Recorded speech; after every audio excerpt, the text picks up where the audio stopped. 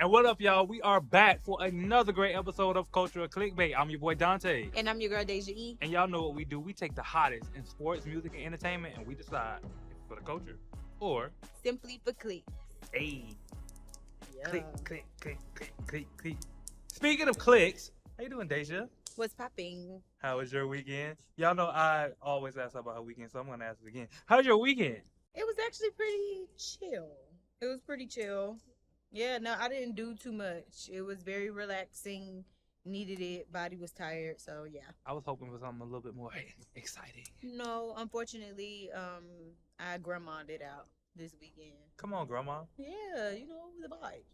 I took a 48-hour trip to South Florida and came back. You always go somewhere for 2 days and come back. I literally do. Like almost every Friday. Almost every Friday. Like on I left Sunday, on Friday morning. I was back this morning by 11 o'clock. you literally always be like, I just got back off a flight. I'll be there. Like every Sunday. I love that for you. But I had a good time though. I really went for my little cousin's baby shower.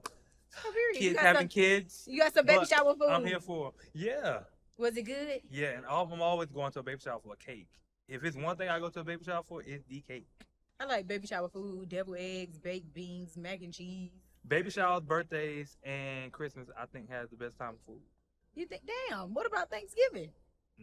That shit's basic. Wow. Everybody, we eat the same shit every year for Thanksgiving. I get that. We try to switch it up. We try to always give a different vibe every Thanksgiving, so it's not like basic. This year, I'm going to try to definitely convince my family to switch it up a little bit Mm-hmm. and do something like Mediterranean. Okay, Mediterranean. I think that'd be pretty dope. Hopefully, y'all know what to do. Now, let's jump into some of these topics, Dave. Because while we talk about a switch up, there has definitely been a switch up in the box office. My boy Ryan Coogler has hit the box office with his new movie, Sinners. Yeah. Now, Sinners actually involves my boy, Michael B. Jordan. B. Come on, Michael B. Jordan also in the movie plays himself. Mm-hmm. But not himself. He really plays a twin, but he's playing both parts. You get what I'm saying? And in the movie, basically, they move away from home, they go to the war, and then they come back where they're haunted by vampires. Now, this movie did so good in the box office this weekend. Globally, it has been charted $60 million. $60 million in a weekend. Yes. It's crazy. That's amazing, and it definitely surpassed Minecraft's numbers. So, Minecraft came out this weekend as well, and it surpassed totally for that. Yeah. Now, if y'all don't know, with this whole situation, like I actually went and seen the movie, right? And I'm gonna tell y'all a little bit, but I ain't gonna spoil it too much. If you go see the movie, be ready to have your notes and your notebook ready to take notes because it goes deep. Like it gets deep. It goes into so many different undertones of music, the music culture, racism, religion. Like there's so many different themes that's played out in this movie. And one of my favorite things of it all is the whole theme of not chasing, but like running away from your demons. Yeah. Because essentially one of the main themes of the movie was that they went away from home and they came back to be haunted by the same things that they ran away from, which was I can't tell y'all the rest. Yeah, Damn. without giving too I much. was just about to get ready to spoiling. tell y'all. I'm not gonna Don't spoil it. Spoil it because Spoiler I haven't alert. seen it yet, and I'm going to see it. I haven't seen it yet, so don't spoil it. Okay, I won't spoil it.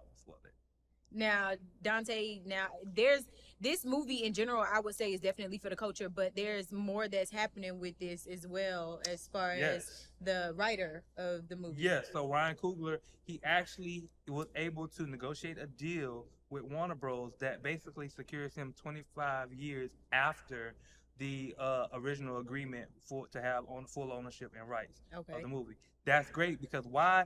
That's unheard of, especially for Black creators in the studios. For sure. Because it's just not normal. Yeah. Which is why it took him so long to even get that deal because apparently this wasn't the first round of negotiation. He's been negotiating this for quite some time now. And so to finally get it and it to be like this monumental is a great win for him. Yeah, no, this is definitely a major win. I know that there's a lot of controversy around this win simply because there are a lot of people that's speculating that this is going to be the treatment that a lot of other Black creatives is going to want in return for like their work and For sure. And rightfully so. Rightfully you know what so. I'm saying? Like, if you are somebody that can lock in for a solid 25 years and do what you need to do and just keep creating unfiltered and just doing like really great things, then you might be able to work out the same type of situation for yourself. So this is definitely a win, definitely for the culture. That's why I always tell anybody, everything is negotiable and everything is on the table. It just depends on how long you want to negotiate it. But Yeah, I think everything you can negotiate in this life. I agree. Now, you know, if y'all don't know as well, the movie has charted 97% to Rotten Tomato score Yes, 97%, and they got an A on Cinema Score. There you go. Hey, that is big. Literally for a movie to do that well, only 3 days out is fucking phenomenal. For sure. I can't wait to go see it. I ain't gonna lie. So I'll keep y'all posted on my actual reviews of the movie, because I love when movies have like a bunch of symbolism or like stuff where you gotta go dissect it. You actually gotta go read a backstory. You have to, like you said, take some notes and then go back and watch it a second time so you can catch all the moving parts. I love movies like that. So I'm excited to see what Michael B got in store. Right. Gayle King and Aisha Bowe recently went to space on Blue Origin spacecraft, and this is actually like a moment, a ha-ha moment and a historical moment at the same time. Now, this was a 6-passenger crew of just like a bunch of amazing ladies and all females that went to space and basically got to, how long was the ride, Dante? I forgot, like 11-minute ride. 11 minutes. An 11-minute ride in space, and we had Katy Perry on this aircraft as well, and a couple of other really great ladies. Now, something that I saw floating all around the internet in reference to this situation was how scared Gayle King looked just getting to this spacecraft while being on it and coming back down. My girl was petrified. She had memes all over the internet the entire time. And I thought it was extremely funny because it very much gave, Gayle was nervous. Got her up there doing these other color people stuff. And I know she was nervous for real in the inside, but this was a moment, Gayle, because both Gayle and Aisha became 6th and 7th Black women to actually go out of space. So that was awesome. So this is very monumental. Now, Dante, I know you saw this whole spacecraft situation. How do you feel about it? Like, so one thing I will say is that this is definitely for the culture. I think the idea of one, us going into space at all is like monumental. But sure. Then to have like these women and extraordinary women at that doing something like this, I think it's just a good look, and it's good for history as well. You know, let's keep filling up the history books that they're trying to delete. Yeah. With good things about us and our people. I definitely second that. So for me, this is definitely a cultural moment. I agree wholeheartedly. Now, another thing that's a cultural moment is this past week, Jermaine Dupri did an interview on the R&B Money podcast with Tank. And when I tell you, this interview to me was like groundbreaking. And I know a lot of people might say groundbreaking is a freaking stretch. But it's not for me. If you know me, you know it's not a freaking stretch. Now, in the interview, he talked about a whole lot of different things. He went down from some of the best R&B moments that we've seen and kind of unfold them, right? Mm-hmm. One of the things that he talked about was, one, how he basically was a middle school dropout. Mm-hmm. He didn't go to high school. And this was significant to me because in the interview, he expressed that it wasn't that technically that he didn't want to. He basically got his first real opportunity to go on tour in 8th grade at the age of 14. Mm-hmm. And when he went on tour, you know, his mom and his dad, they did the right precautions of going to the school board, finding out what they needed to do. Because being from Atlanta, and Atlanta at the time wasn't like a big entertainment scene. Nobody knew nothing about like school and work for entertainment kids. Right. So they didn't know how to handle the situation. So they went to the school board, got the clearance, everything. But then come to find out after he finished the courses, they said that they wouldn't accept his credits. Insane. And he just looked at his mom and said, I'm not doing that again. Insane. And his mom and dad was right there along with him, and he went on tour. Yeah. And ever since then, he basically told himself, like, at this point, I have to do something. I have no choice. Yeah. And he went for it. Now, him doing this opened up so many doors for him, which led him to like the beginning of Crisscross. He went into detail about how he started them from just noticing them and discovering them at a mall because they seemed so popular. These kids they were nothing really. They were nobodies, but they were popular amongst the girls. And he was like, I'm gonna make them a star. And so from that point on throughout the rest of the interview, he set the tone that he was able to, one, always follow his gut. Mm-hmm. And I think that's one of the things that I took from the interview, because he basically talked a lot about just going with his gut feeling and just leaning into it without really second guessing himself. Yeah. Even down to him signing the Brat. Like, he was totally against doing female rap. And discovering Left Eye. And Left Eye, right. Left Eye lived with him in his closet when she first moved from Philadelphia. And he said the only reason she lived in his closet because he didn't want his mom to know he had a girl living in the room. Now, of course, they said they was only making music. It was nothing else going on in that room or in that closet. But eventually it worked out because she ended up getting signed as well. Now, granted, was he the first to work with Left Eye? Yes, but he also did say, because he knew that he was mainly focused on Crisscross at the time, and then Escape was kind of coming into the fold, he really just handed her over with the rest of the group to L.A. Reid. Yeah. So I think that was like, the interview was so jam packed. Like, I can literally talk to y'all for like 2 hours about that interview.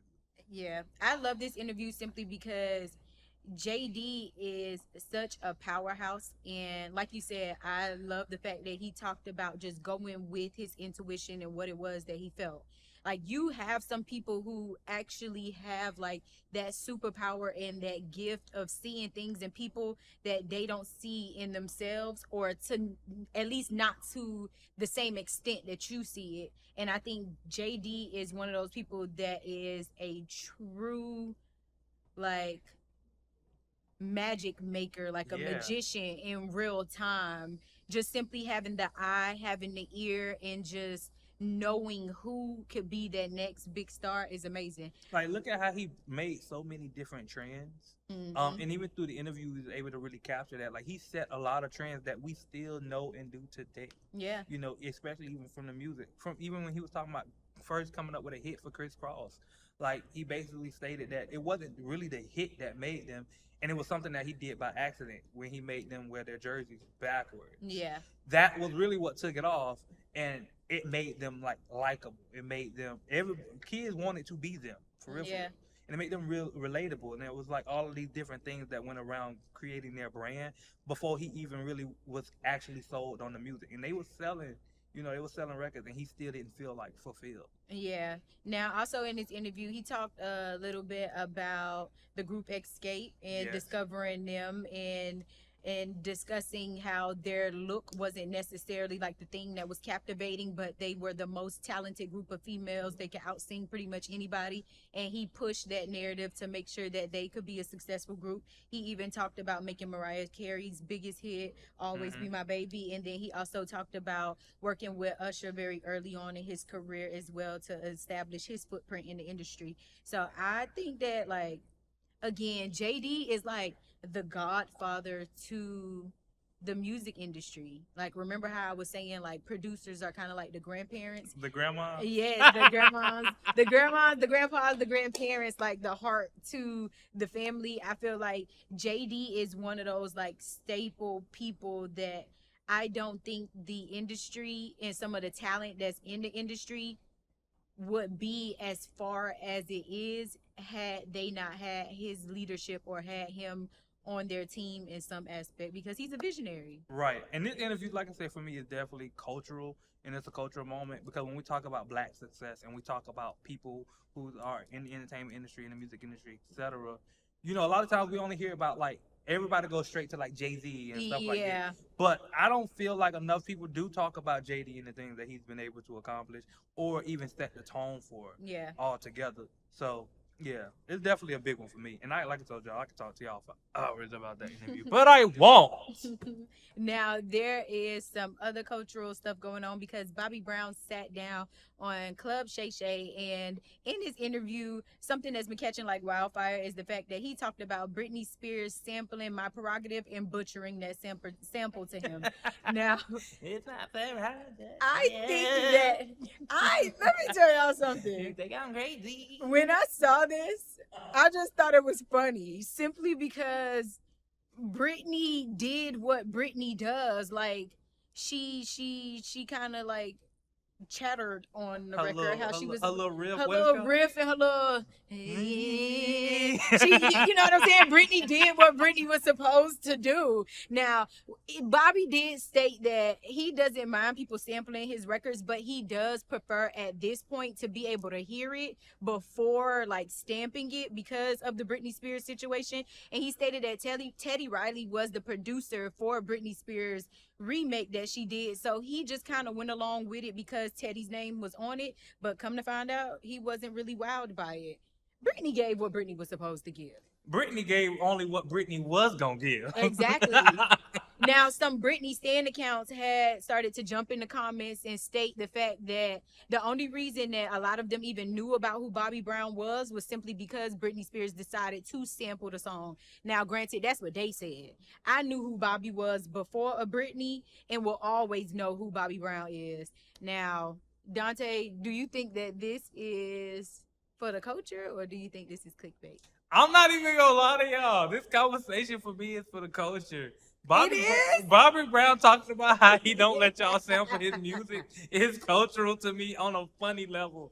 And I don't know why. I literally don't know why. I can tell you why. You probably think it's funny because it's kind of oxymoron, right? Like he said that you don't really know what these kids gonna say nowadays, but Bobby Brown was the epitome. He was one of them kids. Exactly. He was the epitome of a person that you didn't know what he was gonna get on the track and say. So for him to be so like precautious about what somebody gonna say or how they gonna use his samples, I think is kind of like Pot calling the kettle black. Yeah, it's like not Bobby. Like Bobby, you was definitely reckless back in the day. Definitely was, so he should definitely understand. Now, in the eyes of understanding, we got to talk about Reverend Al Sharpton sitting down with the CEO of Target along with Pastor Jamal Bryant to talk about some DEI efforts and what could be done. Now, if y'all don't know, Pastor Jamal Bryant has recently did a set-in or something like that against Target. A boycott. A boycott, for sure. Yeah, they did the boycott against Target, and that they claimed was very successful, by the way. You know, a lot of people really stopped going to Target, and it cost Target some dollars. Yeah. So now their whole idea was just to sit down and have a conversation about how can we move forward past this. So we've presented a problem. Here's the issue. You know, we don't agree. And to some standpoints, you guys say you're 50-50 in agreement and not agreement, or whatever. How do we fix this problem? Now, Al Sharpton and Pastor Jamal Bryant made it their business to make sure also it's understood that they are both in a united front when it comes to this. Yeah. There is no opposition when it comes to the way the two feel. And this is very important for the culture because they need to understand that at some point it may be presented as a shift in, you know, what they both want out of the situation. Yeah. And that's why for them it's so important that they make sure everyone understand right now we're together. So if you hear anything different, it ain't true. Yeah.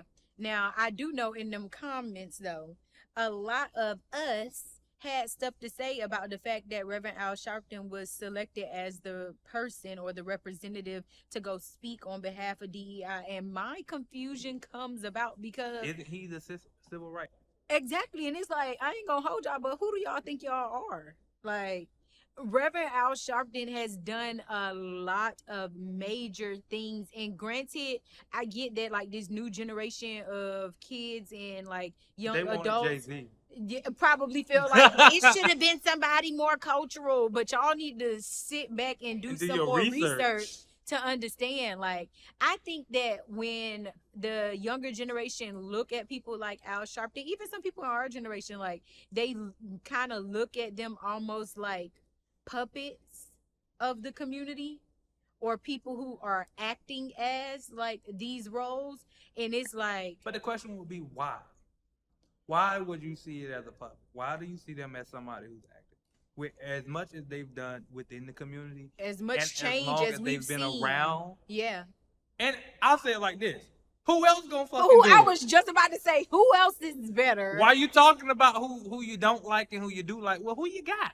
Exactly. Who else you got? Because y'all thought y'all niece and the Whammy kids was finna go sit down and talk about it. No. Because Whammy definitely ain't sitting down with Lululemon. Exactly. So I think Al Sharpton was kind of like one of the perfect people, and Pastor Jamal was like one of the perfect people to sit down and have this conversation on our behalf as a community. Yeah, I wasn't mad at it. And like I said, I think that conversation was definitely for the culture. And it's 1,000%. something we needed because representation is everything. And when we talk about representation within our community, we need to be in those rooms having those conversations. Because if we're not having those conversations, they're having those conversations amongst themselves about us. Right. So regardless, we're not in the room to even spark any level of change, even the smallest piece of change possible. Yeah, I agree wholeheartedly.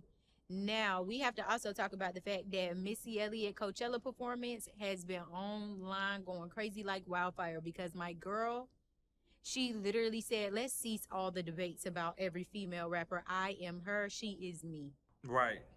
When she woke up in the bed, Listen, what you know. listen. Skirt, what you Missy know? Elliott's Coachella performance was amazing simply because it just embodied everything Missy, from like the futuristic feel to her starting out and transitioning into like a transformer type vibe, all the way to her song selections. Like, Missy is a undeniable talented artist and like visionary in general. Like, you can't watch anything that she does, from the outfits to the choreo to, like I said, how they have the show arranged and the song selections. Like, she doesn't ever really miss to me, and she's somebody that's gonna have you in awe.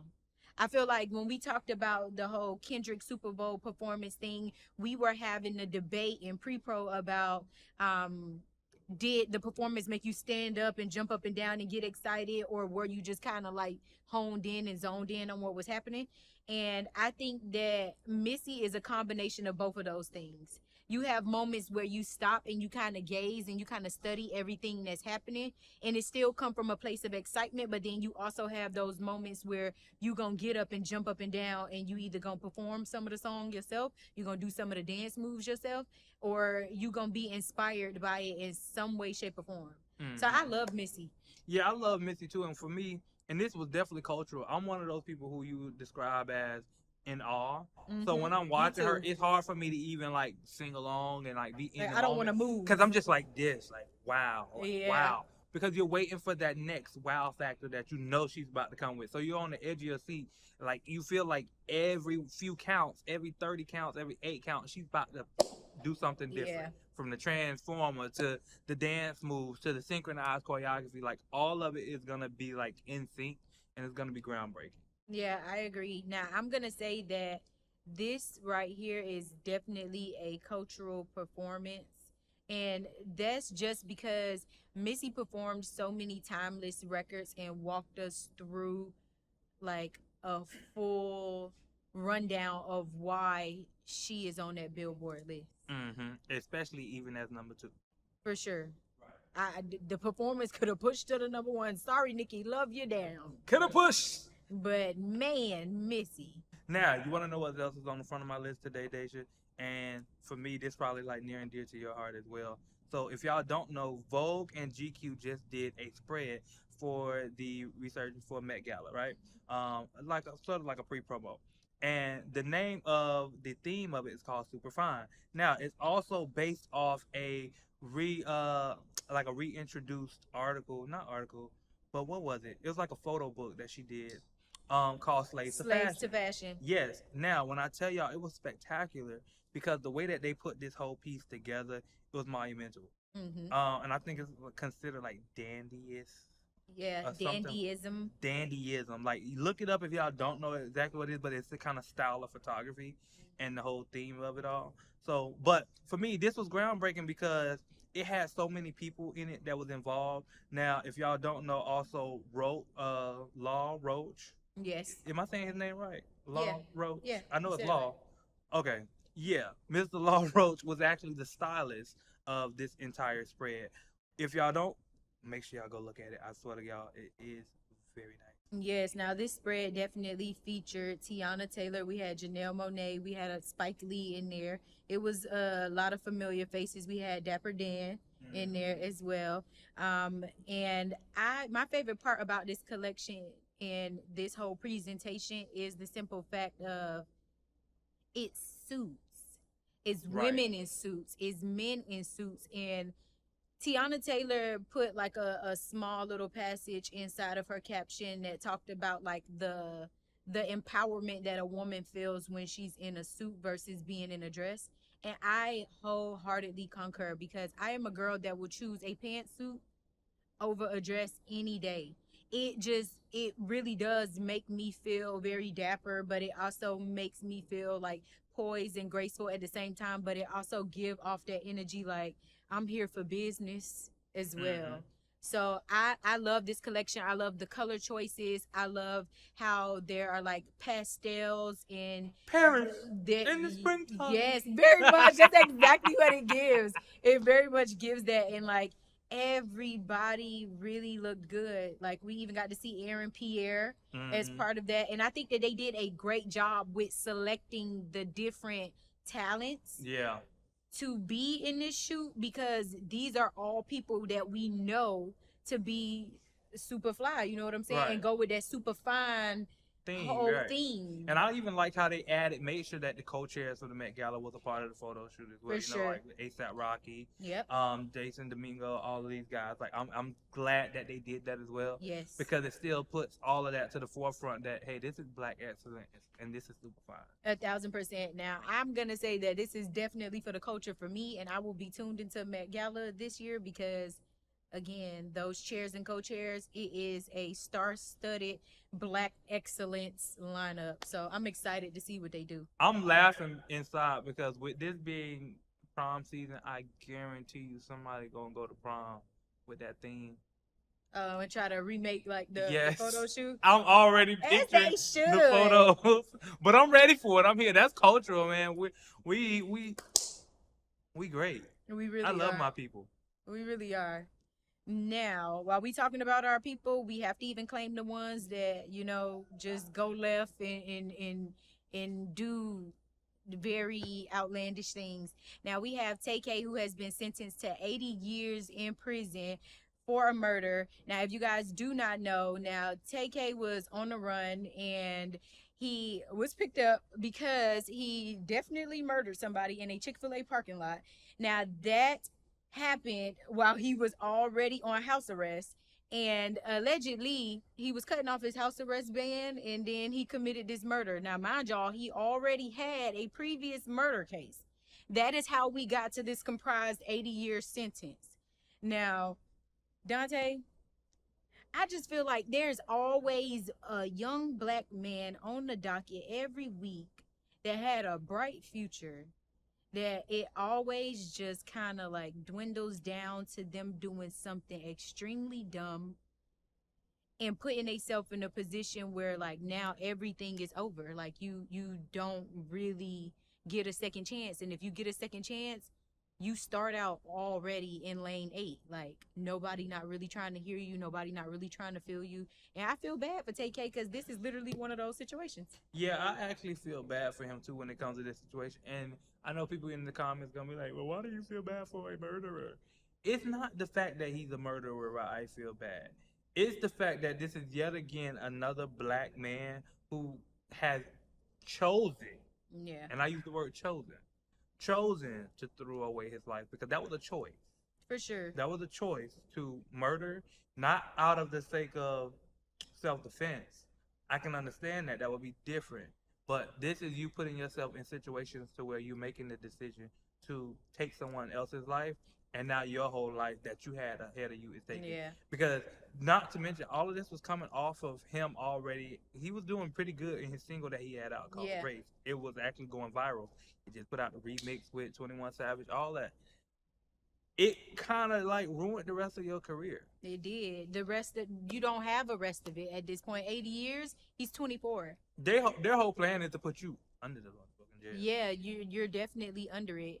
And I hate to see it happen, but hey, what we be saying? Another one bites the dust. That's not usually what we say. That's not usually what we say.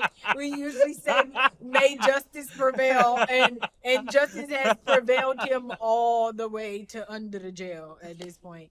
I'm gonna say this right here is something for the culture, just simply because, back to my earlier statements in this month, like we have to start having more meaningful conversations with young Black men and women both just about how your futures are so bright and you have so much opportunity on the other side of things. So stop getting caught up in stuff that can just completely ruin your whole life.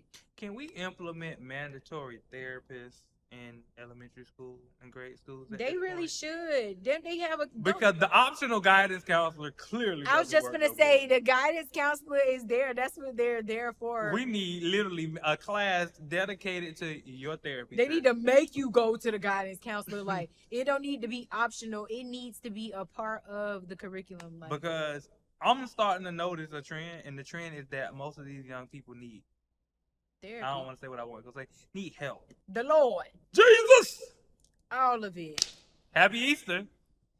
Man. He has risen. I'm not laughing because he has. Now, while we talk about people who have risen, Boosie has risen yet again with another quotable. My boy has recently asked on social media, why is it that all the black men who get successful go date white women? That is a great question, and I would like to know. Boosie should sit down and talk to Dr. Umar, because I'm sure he can give him a full breakdown that me and you probably aren't educated enough to even give. But I think that Boosie has a point here, right?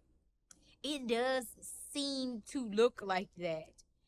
I feel like, though, I'm not going to lie, just playing devil's advocate, on the other side of things, like now I think we see a lot of successful black relationships where both are black.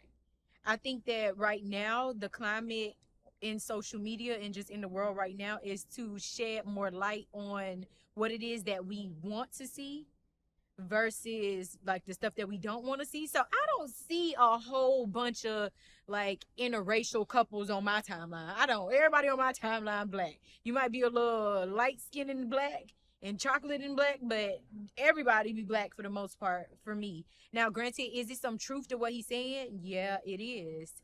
It is. I do find that there is a lot of truth in what he's saying, but I also feel this part about that. I feel like when it comes to the whole conversation of just the interracial couples, and not just being interracial couples, because that's everyday thing, right? Mm-hmm. But when we talk about specifically the men who go from nothing or, you know, kind of quote unquote mediocre to being in a high standing successful light, they tend to, you know, very superficially go straight to the white woman. I think it has a lot to do with a few different factors, maybe such as like upbringing. You know, some men, and this is, once again, I'm not speaking for myself, social media, so don't fucking kill me. I'm not speaking for myself. But what I am going to say is, for some people, it's their upbringing, it's their home life. They might not like how they perceive their own mom or their sisters, for that matter. They might say, these women complain a lot. Yeah. They're always argumentative. They're always into something. So they might not like what comes with being with a black woman because they've been raised around a black woman or the wrong black woman. Yeah. Now they get out into the world, they meet the white woman, and the white woman seems a little bit more softer, seems a little bit more welcoming, seems a little bit more nourishing. It's a different feeling, and that feeling to them is welcoming enough to say that's what I want. Yeah. You know, is it toxic? Yes. Is it a bad way to look at stepping into this new part of your manhood and having that level of jaded mindset? Yes, it is wrong. I'm not going to say and say it's right. I feel like it is wrong. But it's the truth. Yeah. I think my favorite thing to say is women go women. Do I think that is cultural differences between different ethnicities? Yeah, I do. I do think there are some things that you could probably get away with a white woman that you probably can't get away with a black woman, but an Asian woman to kind of like be halfway in it, halfway out of it. Like, I do think that there are cultural differences that make certain women a little bit more tolerable, but I feel like running away from your community instead of building that whole ideal or dynamic within our people, teaching our women how to be softer or creating spaces for our women to be softer or be more vulnerable, I think that that should more so be the angle. Because, I mean, let's be clear. I mean, it is, you know, black girls, we are a little rougher. We are. I know I am. Let me speak for myself. I know I am. Now, granted, can I be coached into how to be softer? Yes. Can I be taught how to be a little bit less attitudinal? Yes, I can. But then why would you? Because then that takes away from you. It takes away from who you are. I agree. Now, but granted, structure, everybody needs structure. I You think could be structured with a little bit of sass. I'm definitely going to be structured with a little bit of sass. You see me? You I know see me? Ooh. I'm gonna always have a little sprinkle. Like I wouldn't be me if I didn't. Now, but I do think that we have to pour into our community more and teach these dynamics, because if our households are broken, if we don't see a thriving mother and father, and they don't necessarily have to be a mother and father, it could be grandparents, it could be an auntie, it could be an uncle, it could be a mentor. If we don't have these different representations of this stuff, then sometimes we simply don't know how to be. And then, you said something a few episodes a while back that still sits true today. Everything is about who you choose. Yeah. So, once again, this goes back to your choice, right? Because every black If you're woman out here- choosing women that clearly has those features and personality traits of the attitudes and the sass and just the non-conventional norms of what you want to see in a woman, who is to blame? Is it the woman, or is it your ability to make choices? Exactly. Everybody plays a role in it. I wholeheartedly agree. This is one of those things that it's about the dialogue between the two. Because, I mean, date who you want to date. Love who you want to love. Now, granted, I prefer for it to be black. You know what I'm saying? I would prefer you to have a black wife. If you came in here with a white lady, she just got to, be ready to roll with the punches, because we do crack jokes over here. Right, and hear me out. Two things. One, I think proximity plays a big part as well, because people who grow up in communities where that may be predominantly white, they also tend to maneuver to the white women. Mhm. And when I say predominantly white, I'm talking about the people who grew up in the little nick towns in the country, Yeah. and most of the women in the country or in their neighborhoods are white. Yeah. So he probably lost his virginity to a white girl. Now he go to college here around all these black women. It's a culture shock. Great, cool, but my heart is with the vanilla. Ugh. My heart is with the vanilla. And once again, that is your choice. That is your prerogative. That is you. I think it's all good. It's all beautiful in its own way. You choose who you want to choose. Love who you want to love. For sure. It's up to you. But just don't let your reason for why you loving them be something that you have full control over, such as dating the wrong person. Yeah. Now, I'm going to say that this is a cultural discussion, and I would honestly like to hear from y'all and see what y'all got to say. Like, what is your take on why black men, once they get a certain amount of success, they decide to date white women or women of other nationalities in general? Before we move on, you think it could be status? Do I think it could be status? Like, does Yeah. status play a role in why that choice it just is made? dawned on me. I think so. status plays a part in that. I think so. It's the idea that moving once you get to a certain level, getting with a white woman is like a trophy, and that trophy gets you into more rooms that if you got a black woman on your shoulder, you might not get in the room. I don't take that. I don't take that option as like a null and void situation. I think that plays a role for sure, because even a man, a successful single man, has a cap to how far he can get if he does not marry. Like, he needs to marry in order to tap into the next level. So it is a certain part of it that is like a strategy or has like a business angle to it. I definitely would take that as an answer. I don't knock it. Y'all let us know. Let us know in the comments. I think this is a conversation that's definitely for the culture that needs to be had. Thank you, Boosie, for raising the red flag. Now, while we're talking about relationships, we have to talk about Tracee Ellis Ross, who stated that she prefers to date younger men. She basically said that men her age has a certain toxic masculinity about themselves, and they have like this whole idea of what a relationship should look and feel like for them. So that makes them a little harder to like break through to and actually build something with. And she basically said that younger guys are a little bit more accepting. So Oh, Tracee. I mean, you younger. I'm saying with love. I love you. I love you. You younger, you might be on the radar. Miss Ross, I love you. I swear to God, I swear to you, I do. But I want to ask you a question. A serious question. Is it that you date young men because they're easier for you to control? Because the older guy might not let you control them like the younger man will?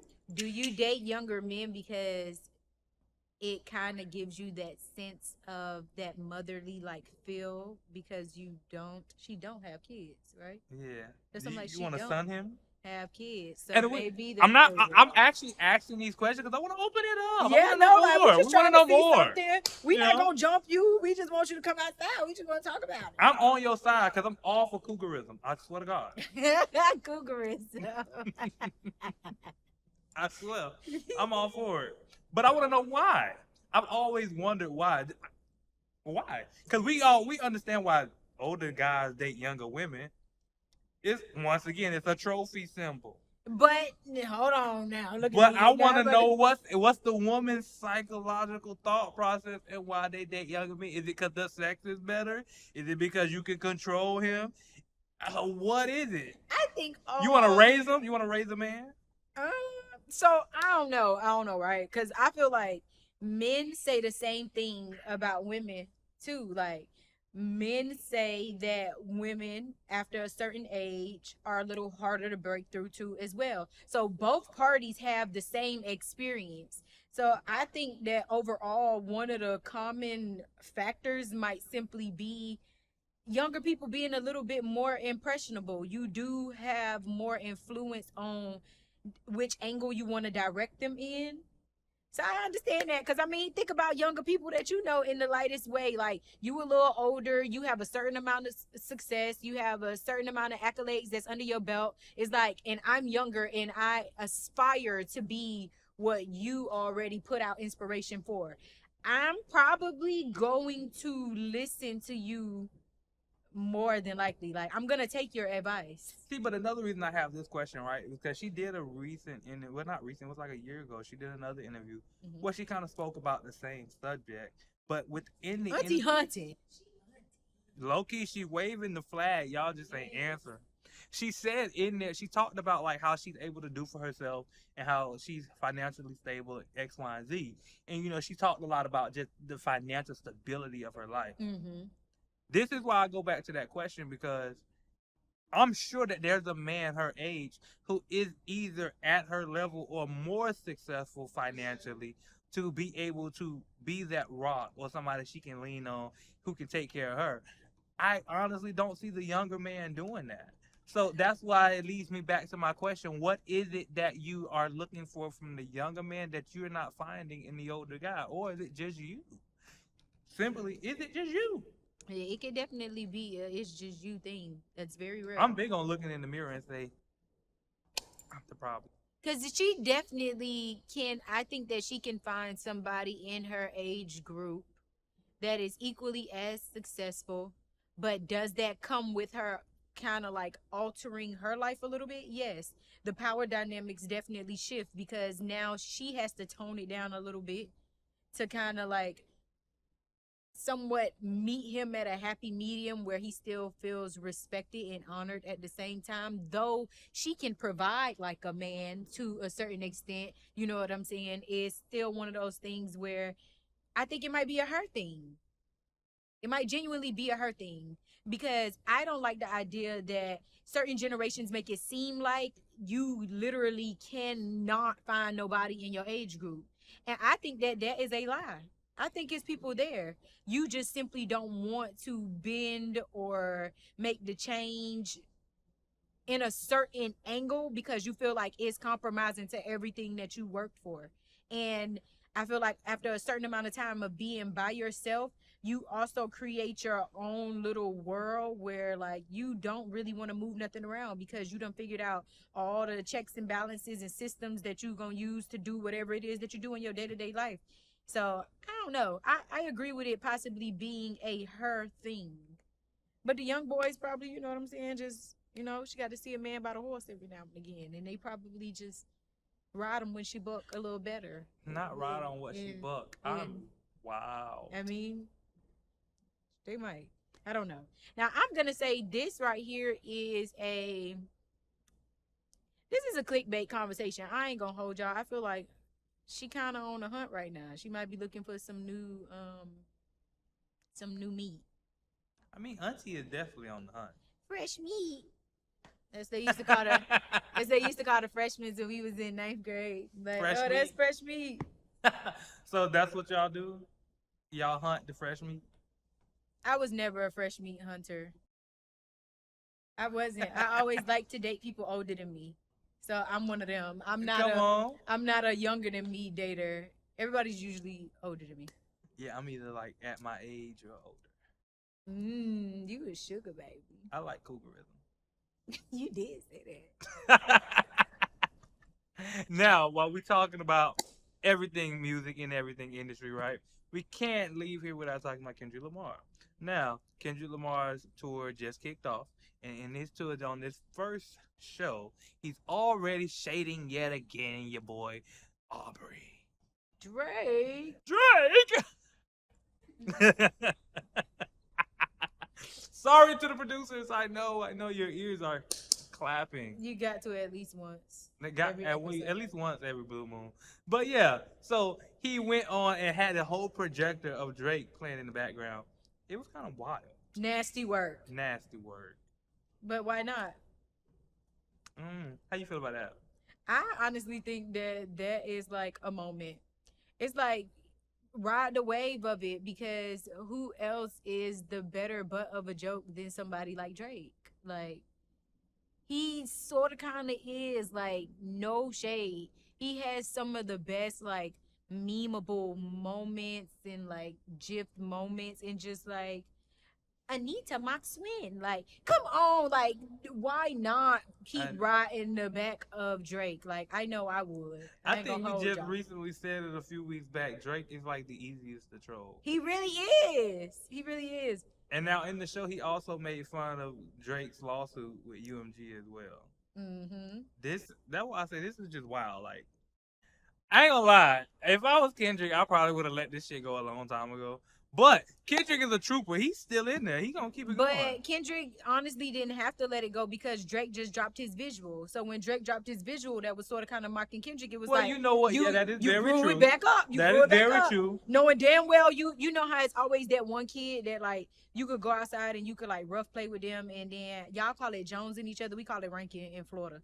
So, like, you could rank them or you could jones them or whatever. They get mad. They get heated. They start crying. They go tell their mama. Now everybody in trouble and got to go inside. That's a Drake. But you started. You ain't go inside and tell your mama that you started the whole issue outside. And now everybody just in trouble. So niggas finna ride your ass for the whole next week, honestly, because you done got everybody in trouble. And now what's kind of funny about this, too, is that he didn't also just come at Drake. He also, like, low-key came at Wayne, too. Yep. So it was like, there was so many different parts to this whole dig. Yeah. I would call it a dig.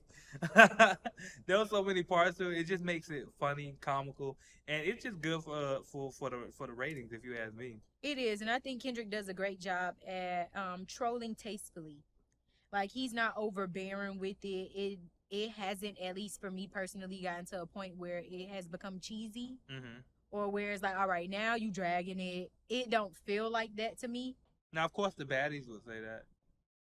The Drake baddies for sure. All the Drake lookalikes for sure would be like dragging it. Academics might say he dragging it, like, you know, all the baddies for sure. Academics definitely is part of it. Now, you know what else was funny about this tour? It's SZA trip on stage. Yes, during her dance routine. I think her leg just got stuck. TT too thick to be trying to do that lean. Y'all was supposed to practice that a couple more times. I think they did. That's why I think her leg just kind of got cut, and he was like, "God, she." On the first show. I almost said something else. Oh God. She's heavier than I thought. Yeah. It's given they didn't really run that full out. They kind of always did that as like a light practice move. I bet you they practice now. And you get on stage and you tried to do it full out, and it was like, oh boy, that don't feel the same. Yeah, but I think in very true fashion, because I said suit, in true artist fashion, because SZA has a dancer's background, she knew how to push through.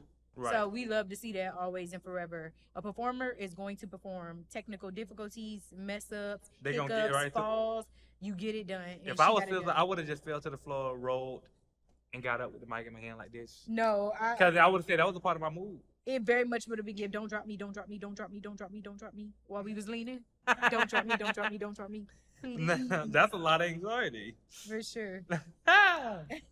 Now, while we're talking about anxiety, Doechii just released a music video to her song "Anxiety." Yes. And if y'all didn't see the video was jam-packed with a lot of different surrealism that she used in the video. She also redid her bedroom that she had recorded some of her original songs in as well.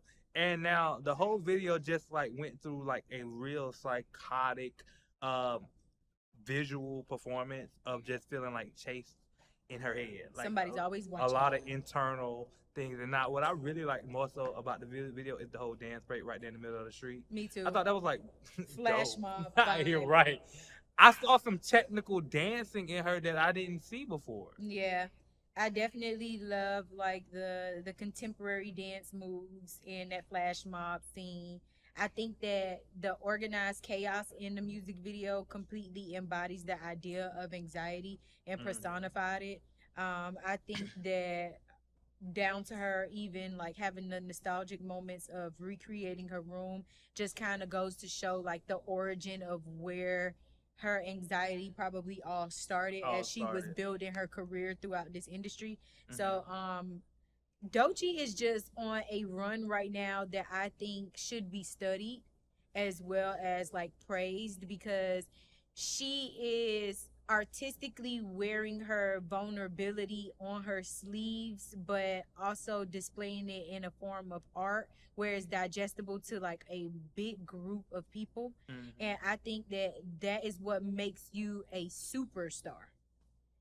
So right now, Doechii is very much that girl to keep up with, that girl to watch, that girl to know. What I like about Doechii and everything that she does, and this is once again, this just goes out to all the other artists out there. Doechii found her lane and she stuck with it. Yeah. She didn't find her lane, go viral, and then be like, all right, let's switch it up. Yeah. No. Once something worked, she stuck with it, and now she's just beating y'all faces in with the shit. And I love it, because that's how you build. Yeah. That's how you get a moment and create a moment and you keep the moment. Yeah. You don't move on. Like some artists, they would have been moved on to the next thing by now and be forgotten about. Yeah. Because you moved on too fast. And it feels authentic. Exactly. It doesn't feel forced. It genuinely gives like, this is my life. And I'm welcoming y'all into my world because I know that I'm not the only person who lives like this, who feels these different things. And like I said, Doechii for me is just a very well-rounded artist. Once again, I told y'all, www.doechiestandpage.com. It's me. I am the guy. You did. Now, Doechii Anxiety music video was definitely for the culture. Definitely for the culture, all the way. Now, while we talking about new music, we have to talk about Leon Thomas and Halle Bailey, who just released their new collaboration called Rather Be Alone. And Dante, the best way to describe this song to me is it's very euphoric. But I think that's the best way to sum up this song. You ever listen to a song and it make you feel like you're levitating? Yes. That was me. For sure. It definitely has that feel. Now, how do you feel about these two voices mashed up together? It was honestly not what I thought I wanted until I heard it. Like when I first heard that him and Haley was coming out with a song, I was like, okay, good matchup, but I don't know what it's gonna sound like. I don't know how I felt about it. I really didn't have too many feelings for real. And then the song came out, I was like, I like this. Yeah. I like the feeling, I like the vibe, I like the emotions. The way Haley just rides a beat with her vocals, I love it. And then Leon Thomas with his wordplay, it was just, honestly, it felt right. Yeah, I get that.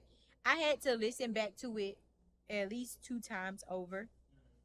And that was because at first it had me so like mesmerized. All I can hear was kind of like the cadence of what was happening, but I couldn't make out the words.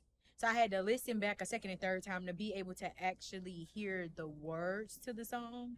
And I think that they did a pretty good job with their mashup. Like you said, I didn't really have expectations because to put both of their voices together in my head, I Couldn't hear that. I couldn't hear it. I really couldn't.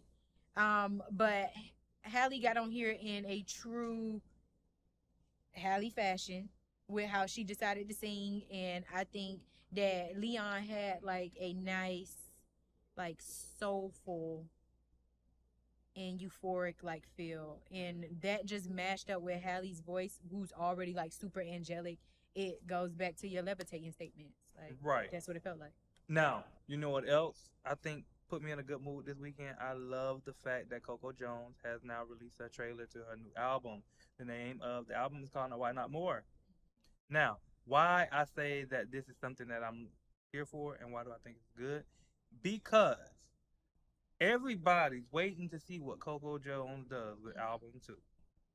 Album 1, she had ICU, she had a big hit, she went charted Billboard, single, all this stuff. So she had a great run with album 1. But boy, album 2. I thought that this was album 1. No, this will be thought- album 2. I thought ICU. That was on the first album. I thought ICU was just a single. I don't know why. No, that was a whole album. Oh wow. You ain't listen. You gotta listen to the rest of the song, No, baby girl. I didn't. My bad. Coco. It's like 11 tracks. Jeez Louise. Back at you, Dante. Most of the singles that she had been dropping lately are all just singles from that album.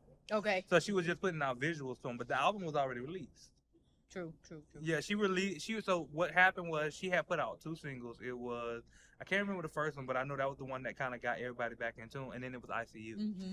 When ICU started to take off, that's when she dropped the album to it. Okay. And she did it because I think she did it with Camper, the producer. So she dropped the album right after. Now this will be considered album number 2. Okay. Her second studio album. This is the one that people gonna be looking to see. Are you gonna be around any longer?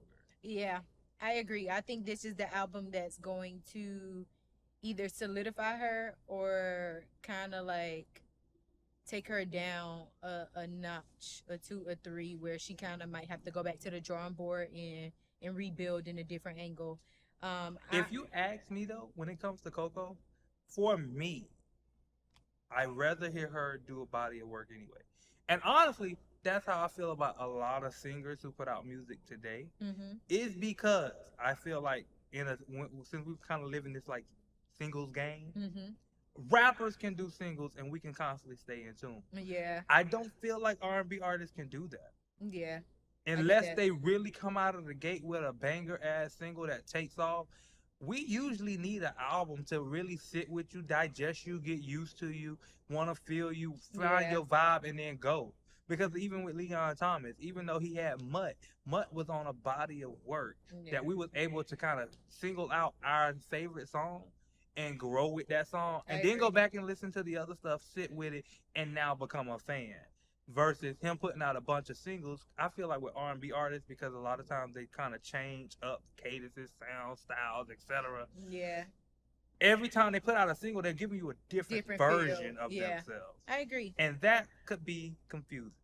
I agree because even when we think about the songs that Coco Jones did decide to release prior to like letting us know that it'll be a whole album, you have her feature with Future that gives one sound for her. Mm-hmm. You got Sweep It Up that gives another sound for her.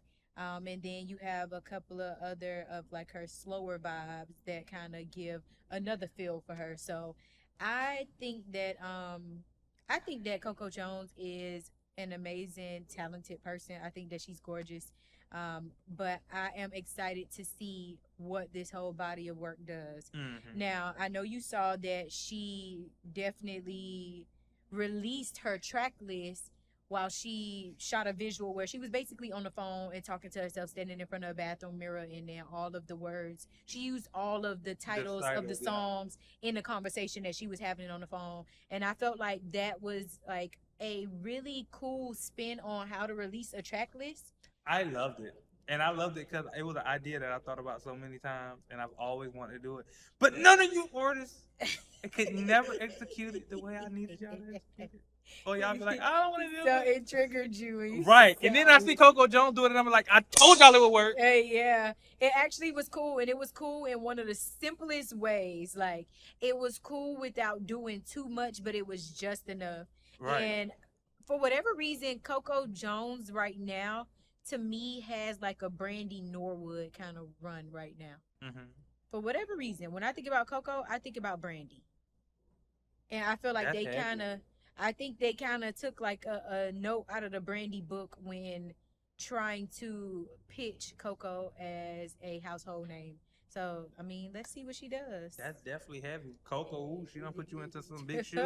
Yeah, because I ain't commenting yet. I'm waiting out the album too. Brandy is that girl. Now, don't make me eat my words, because I usually do a really good job with my projections. Hey, Coco, I'm gonna tell you this. If you want the cheat code, going off of what she just said, now what you're supposed to do next? This album, right before you release it, do a movie, and in the movie, debut every single from this album in the movie. Brandy did it. Nobody knew the movie came out though. If you can find it right now on Tubi though. If we could make you a Disney princess, that'd be another really good one. You know what I'm saying? She should have took the Tiana role for the human version The of live action Tinkerbell. No, not Was that Tinkerbell. Princess and the Frog. Princess Diana. No, I'm not Princess Diana. Princess and the Frog. That's the black princess. What her name Damn. is Tiana. That's her name, Princess Tiana? Yeah. Okay, and I Princess know. and the I knew it was Frog. something with an Iana. Yeah. I just Princess- said Iana, Diana. Yeah. Diana, Iana is two totally different sounds. But okay. Now, I'm going to say that Let right me know. now, music.